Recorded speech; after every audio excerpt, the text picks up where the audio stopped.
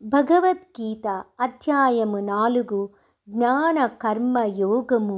ఈ అధ్యాయము కర్మ మార్గమును గురించిన జ్ఞానమును అందచేస్తుంది. కర్మ మార్గము 3 కర్మలను సూచిస్తుంది. కర్మలు, చేయవలసిన కర్మలు, వికర్మలు, చేయకూడని కర్మలు, అకర్మలు, పని చేయకుండా ఉన్నా కూడా జరిగే కర్మలు. చేయు కర్మలనన్నిటినీ జ్ఞానాగ్నిలో పునీతము చేయాలి.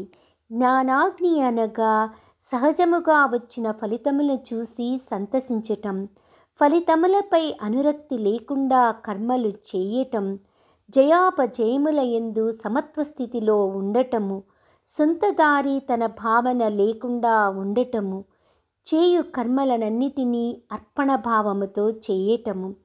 అర్పణ యొక్క గమ్యము పరబ్రహ్మ అయినప్పుడు అర్పించాలి.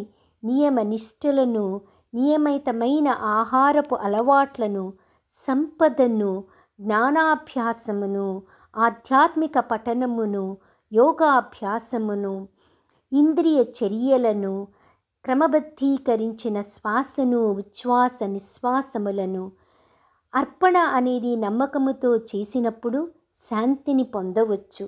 ఈ అధ్యాయములోని శ్లోకము బ్రహ్మార్పణం బ్రహ్మహవిః బ్రహ్మాగ్నౌ బ్రహ్మణాహుతం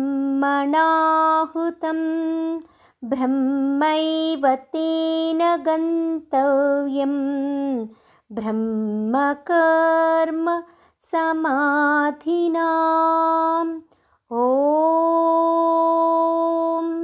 ఎవరైతే అర్పణ బ్రహ్మము అనుకుంటారో, యజ్ఞకర్మ బ్రహ్మము, హోమ ద్రవ్యము బ్రహ్మము, యజ్ఞాగ్ని బ్రహ్మము అని అనుకుంటారో వారు భగవంతుని సాన్నిధ్యమును సునాయాసముగా పొందుతారు.